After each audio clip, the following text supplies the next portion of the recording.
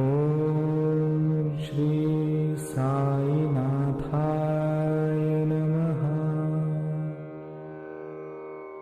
ओम श्री साईनाथाय नमः। ओम साईराम। एक दिन साईं बाबा और उनके 3 सहपाठी आध्यात्मिक अध्ययन करके अपने दम पर ब्रह्म ज्ञान की खोज में एक घने जंगल में जाते हैं। रास्ते में उन्हें एक बंजारा मिलता है। वह उनसे पूछता है, इतनी धूप में और इस घने जंगल में आप किस चीज की खोज में निकले हैं? लेकिन अभिमानवश वो चारों उसे कुछ ना बता के आगे निकल जाते हैं और रास्ता भटक कर घूम कर फिर उसी जगह पहुंचते हैं और उन्हें वह बंजारा फिर से मिलता है और प्रेम से कहता है, आप मुझे आपकी खोज के विषय में भले ही मत बताइए, लेकिन रोटी का एक निवाला खाकर पानी पीकर आगे जाइए। इस बार भी बाबा के तीनों सहपाठी खोज से पहले कुछ नहीं खाएंगे कहकर आगे निकल जाते हैं, लेकिन बाबा उस बंजारे के निस्वार्थ प्रेम से प्रभावित होकर रोटी का निवाला खाकर पानी पीते हैं और उसी क्षण उनके सामने गुरु आते हैं। अब सवाल ये है, क्या बाबा के पहले से गुरु थे या उसी क्षण गुरु प्रकट हुए? अनंत अपार जैसे गगन, तैसे बाबांचे चरित्र गहन. तयांचे ते यथार्थ आकलन, तया वीण कोण करी. ओम साईराम. श्री साई सच्चेत ग्रंथातील अध्याय 32 जो आहे त्याच्यामध्ये एक विलक्षण कथा आहे. ती बाबांचीच कथा आहे, पण त्या कथेचं वैशिष्ट्य असं आहे की ती बाबांनी सांगितली देखील आणि त्या कथेमध्ये स्वतः बाबा हजर होते. ती कथा अशी आहे की बाबा आणि त्यांचे 3 सहअध्यायी असे 4घे जण ब्रह्मनिरूपण करत असतात. तर एक जण निरूपण करताना उद्धरेत आत्मनात आत्मानम ह्या गीतेतील वचनाचा आधार घेतो. दुसरी व्यक्ती त्याला प्रत्युत्तर द्यायचं म्हणून असं म्हणते की मन स्वाधीन हवं, संकल्प आणि विकल्प येणं बंद झालं की काम झालं. त्यावर तिसरी व्यक्ती असं म्हणते की त्यापेक्षा नित्य काय अनित्य काय हे ओळखावं आणि त्यातलं जे नित्य आहे त्यावर लक्ष द्यावं. पण चौथी व्यक्ती जे स्वतः बाबा असतात ते असं म्हणतात की त्यापेक्षा पूर्ण भावाने पूर्ण निष्ठेने सद्गुरूंना शरण जावं आणि त्यांनी सांगितलेला मार्ग अनुसरावा. असं म्हणून 4घेही ब्रह्म शोधायला बाहेर पडतात. एका वनामध्ये तिथे त्यांना एक वंझारी भेटतात. ते वंझारी विचारतात की तुम्ही कुठे चालले, कशासाठी चालले? तर ते 4घं असं म्हणतात की ते आम्ही तुला काही सांगणार नाही कारण ते गुप्त आहे. तर त्यावर वंझारी असं म्हणतात, हरकत नाही, तुम्ही मला सांगू नका, पण एवढं ऊन पडलेलं आहे तर त्याच्यात मी तुम्हाला भाकरी देतो, ती भाकरी खा, पाणी प्या आणि मग तुम्ही पुढे वाटचाल करू शकता. आणि दुसरी गोष्ट, एवढ्या निबिड अरण्यामध्ये तुम्हाला एक वाटाड्या लागणारच आहे, आवश्यकता आहे ती. पण ते 4घं जण अभिमानाने त्याची ती विनंती असते ती डावलून देतात.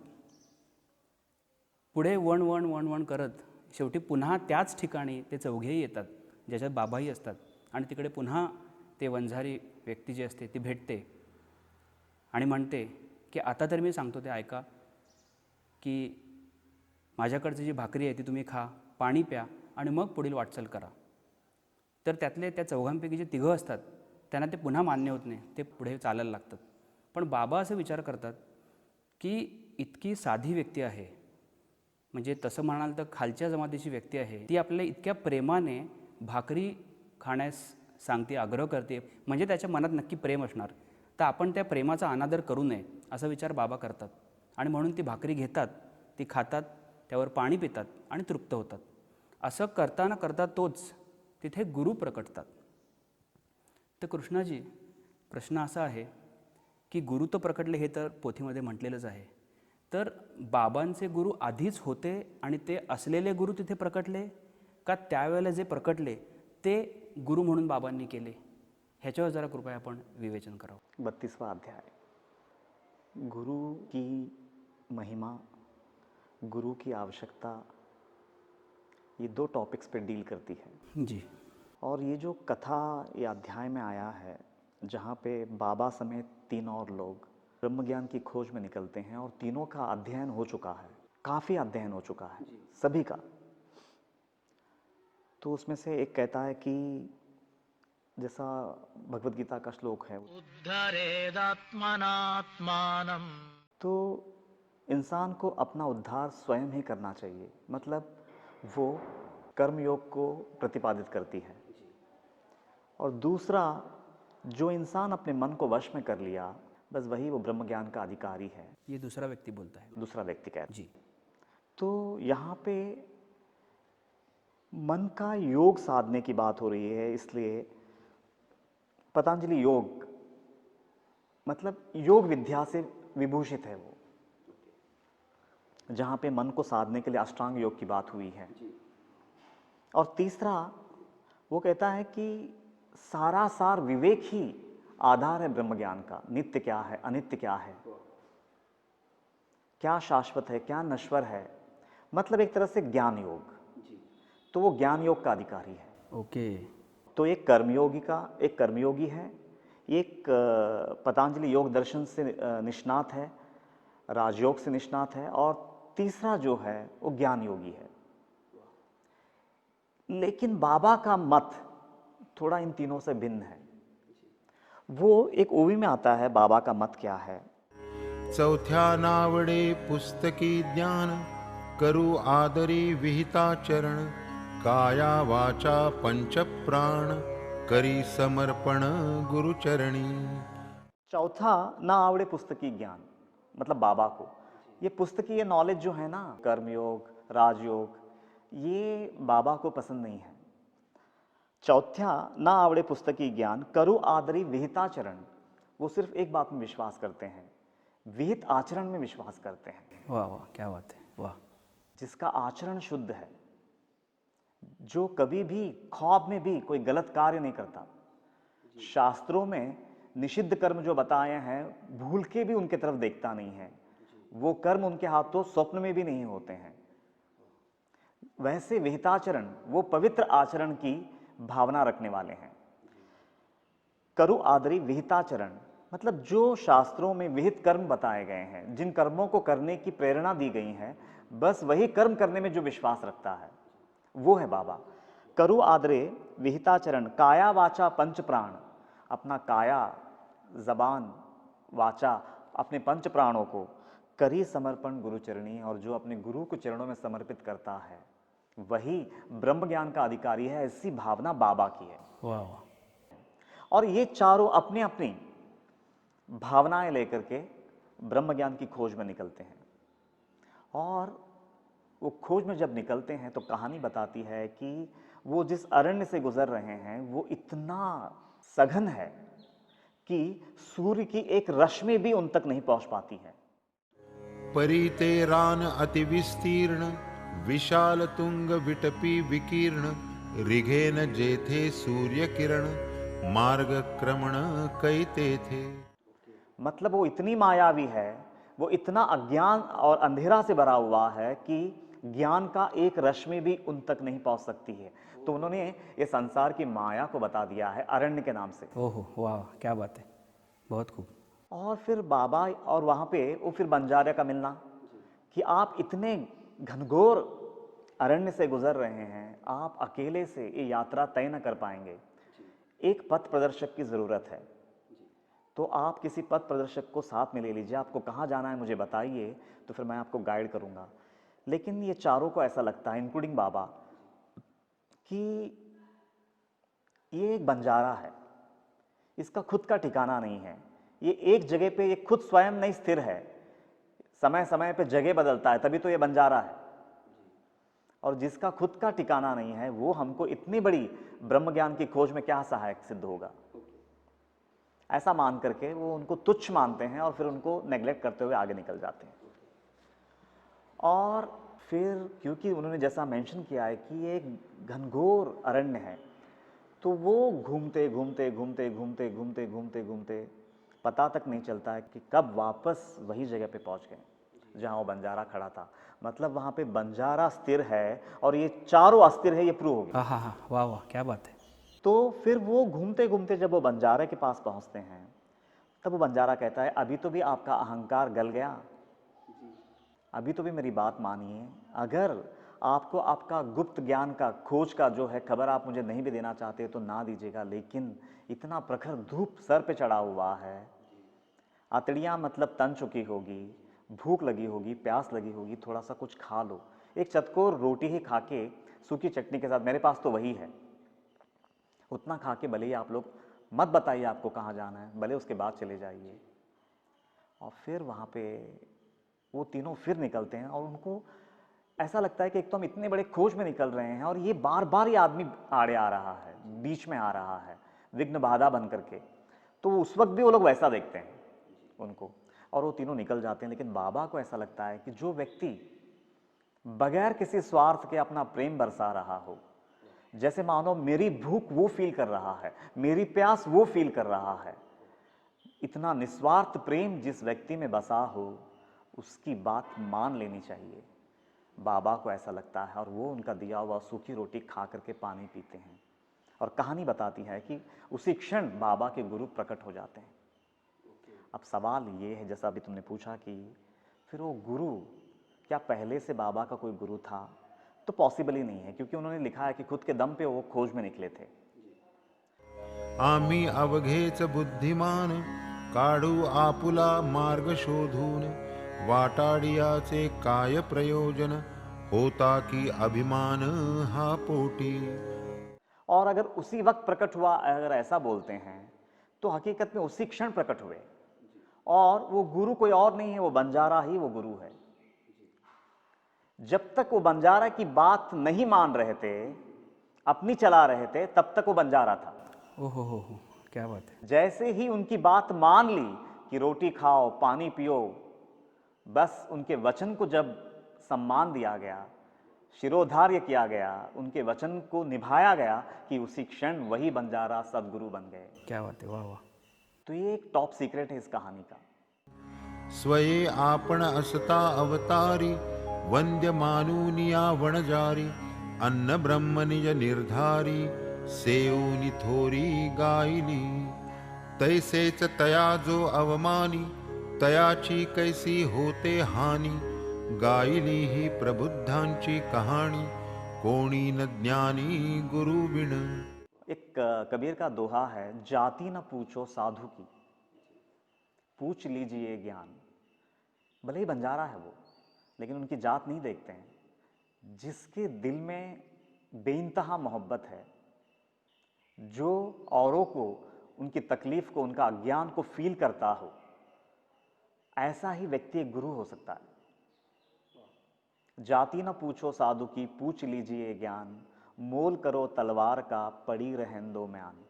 कबीर जी कहते हैं कि ऐसे गुरुओं की जाति, पंथ, धर्म नहीं देखते हैं। जहाँ से रोशनी मिलती है वहाँ सर झुका देना चाहिए। तो बंजारा ही गुरु के रूप में प्रकट हो जाते हैं।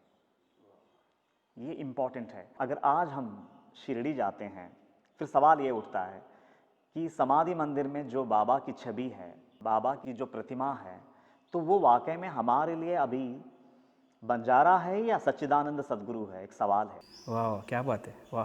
करोड़ों करोड़ों लोग अगर आज दर्शन करते हैं बाबा का, भले हम अपनी ज़बान से सच्चिदानंद सदगुरु साईनाथ महाराज की जय, सच्चिदानंद सदगुरु साईनाथ महाराज की जय बोलते हैं, लेकिन वाकई में कहीं अंदर से बंजारे का दर्शन करके तो नहीं आ रहे ना। क्योंकि जब तक हम अपनी मनवाना चाहते हैं, जब तक हम अपनी भावनाओं के हिसाब से बाबा को झुकाते रहेंगे, तो फिर गुरु कौन हुआ? एक तरह से मैं ही गुरु हुआ ना।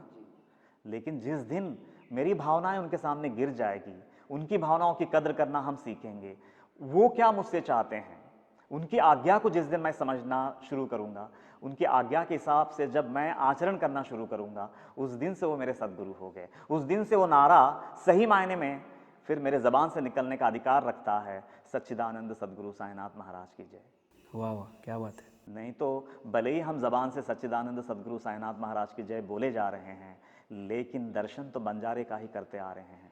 एक दूसरा बहुत बड़ा सवाल बहुत से लोगों के मन में उठ सकता है कि अगर बाबा इतने परिपूर्ण अवतारी है तो फिर इस कथा में उन्होंने अपने आप को इतने निचले लेवल पे क्यों लाया कि वो उन 3 अज्ञानियों के बीच में अज्ञानी बन करके भटक रहे हैं गुरु की खोज में, ये सब फिर क्या है? तो उसका आंसर है ना 23वां अध्याय का एक ओवी आता है जो साफ करती है, मतलब कि बाबा अपने आप को जितना चाहे उतना नीचे उतार लेते थे। अगर 4 रोशनी भरी बातें देना अगर उनके मन में होता तो अपने आप को जितना चाहे उतना नीचे उतार लेते थे। अंगी जरी वैराग्य पूर्ण स्वये लोक संग्रहार्थ आपण करी प्रापंचिकाचे आचरण द्यावया शिकवण आश्रिता। तो आश्रित जनों को मतलब बोध देने के लिए खुद अज्ञानी बन करके एक एग्जाम्पल सेट करते हैं, वो है बाबा। वाह वाह, खूब सुंदर। ये पूरी कथा अगर हम देखेंगे ना तो गुरु की महिमा को मतलब ज्यादा उजागर करती है। अरे अगर ये संसार जो नश्वर है, ये नश्वर संसार में भी अगर हम ध्यान से देखेंगे, जब तक मैं किसी एक व्यक्ति का सहारा ना लूं मैं आगे नहीं बढ़ सकता। मैं अगर बचपन में हूं तो मेरे बड़े भाई का उंगली पकड़ के मैं चलूंगा, माँ पिताजी का उंगली पकड़ के चलूंगा। जैसे बड़ा होता हूं तो कभी टीचर की उंगली पकड़नी पड़ती है, तो कभी अपने से बड़े जनों का उनका अनुभव का उंगली पकड़ के थाम करके चलना पड़ता है। तो ये नश्वर जगत में जब तक कोई पढ़ाता नहीं, मैं सीखता नहीं, तब तक मैं अपने पैरों पे खड़ा नहीं हो सकता। तो पग पग पे एक पद प्रदर्शक की जरूरत पड़ती है इस नश्वर जगत में। तो ये नश्वर जगत में ही अगर किसी का सहारा लिए बगैर अगर मैं नहीं चल सकता, वो तो फिर अनश्वर का यात्रा है, वो इतना सूक्ष्म जगत का यात्रा है। वहां तो क्षण क्षण मतलब गुरु की आवश्यकता महसूस होगी, वाह, जहां पे मेरी बुद्धि भी प्रवेश नहीं कर सकती है। और उस जगत में जब तक एक कोई मुझसे ज्यादा अनुभवी, मुझसे परिपूर्ण जब तक कोई व्यक्ति नहीं मिलता गुरु के रूप में, मेरी यात्रा इंच भी आगे नहीं बढ़ सकती है। वाह। तो ये पूरी कथा का सार है ऐसा मुझे लगता है। कृष्णाजी, मग प्रश्न पडला की आत्ता जसं आपण म्हटलात की गुरूंची आज्ञा मानणं हेच गुरूंना समर्पण करणं आहे, तर आता बाबा सदेह नाही आहेत, तर त्यांची आज्ञा आम्हाला कशी कळेल? ओके, बहुत अच्छा सवाल है। इसीलिए ही बाबा ईसाई सचरित्र ग्रंथ को हमारे हवाले करके वो शरीर को छोड़ चुके हैं। पूर्ण होता अवतार कृती हार पलीती पार्थिवाकृती तरी हा ग्रंथ ही वाङ्मय मूर्ती देईल स्मृती पदोपदी। तो ये सच्चरित्र को जब तक हम बाबा का सजीव प्रतिमा मान करके नहीं देखेंगे, उनका एक एक वचन को हम समझने का प्रयास नहीं करेंगे, तो उनका वचन समझ में नहीं आएगा। हर अध्याय हमें कुछ रोशनी दे करके जाता है, हमारा मार्ग सहज करता है, हमें राह दिखाती है। तो उनका वचन, उनका लीलाओं का गहराई, यही आज बाबा सजीव रूप में ग्रंथ में विद्यमान है। और जब तक उनका वो स्वरूप का बोध नहीं होगा तो फिर हम उनके वचन को नहीं समझ पाएंगे। वाह वाह, क्या बात आहे। कृष्णाजींनी खूपच सुंदर विवेचन केलं। म्हणजे तसं खूप साधा पण खूप मोठा आणि गहन मेसेज आपल्याला मिळाला असं मी म्हणेन की आपण अध्यात्माच्या मोठ्या मोठ्या गोष्टी करतो, पण त्याची सुरुवात आचरणापासून होते। प्रपंच करावा नेटका मग परमार्थ साधावा। तर प्रपंच म्हटलं की सगळंच आलं, आपलं मुख्यतः वागणं आलं, आणि सगळ्यात महत्त्वाचं म्हणजे आपण आपल्यापेक्षा साध्या माणसाची कसं वागतो ह्याच्यावरनं आपली परीक्षा गुरु पण करत असावेत असं वाटतं। आणि दुसरी गोष्ट म्हणजे इतकं छान सांगितलं की साईबाबा सदेह आपल्याबरोबर जरी नसले तरी ह्या पोथी स्वरूपात आपल्याबरोबर ते आहेत। आणि ह्याला न मानणं म्हणजे असं आहे कि हम राम को मानते हैं पर राम की नहीं मानते हैं। तर राम की हम मानेंगे म्हणजे आम्ही साईबाबांचं किंवा सद्गुरूंचं वचन जे आहे ते पाळायला हवं। त्याच्यासाठी बाबांनी ही पोथी किंवा पोथी स्वरूपात बाबा आपल्याकडे आलेत असं मी म्हणेन। खूप सुंदर कृष्णाजी, धन्यवाद। इस लीला के माध्यम से बाबा हमें 2 सीख देना चाहते हैं। पहला सीख ये कि गुरु बिना तो आध्यात्मिक यात्रा संभव ही नहीं। और अब इस लीला का दूसरा और अहम सीख, हम सब बाबा की अनन्य भक्ति तो करते हैं, पर वो भक्ति हम इसलिए करते हैं ताकि हमारी मर्जी ही चले। हमारी हर कामना की पूर्ति हो। बाबा प्लीज ये कर दो, बाबा प्लीज ये ना करो। एक तरह से पूरी नम्रता से ही सही हम बाबा पर शासन ही करते हैं। तो गुरु कौन हुआ, हम या बाबा? इसलिए बाबा इस लीला में बंजारे का सहारा लेकर हमें यह सीख दे रहे हैं कि मेरी मर्जी चले। इस भावना से प्रेरित होकर मैं अगर बाबा की पूरी निष्ठा से भक्ति भी करता हूं तो बाबा को मैं एक साधारण सा बंजारा बना देता हूं। और इसके विपरीत बाबा की मर्जी जानकर अगर उस पर आचरण करता हूं तो ही बाबा को मैं ब्रह्मांड का नायक बना देता हूं, जो कि वो हमेशा ही से है। साई मुख वचन लाल से भक्त जन होऊनी पिसे, शब्द शब्दांचे जोडून ठसे, पाहत भरवसे प्रतीती। श्री सद्गुरु साईनाथार्पणमस्तु। शुभं भवतु।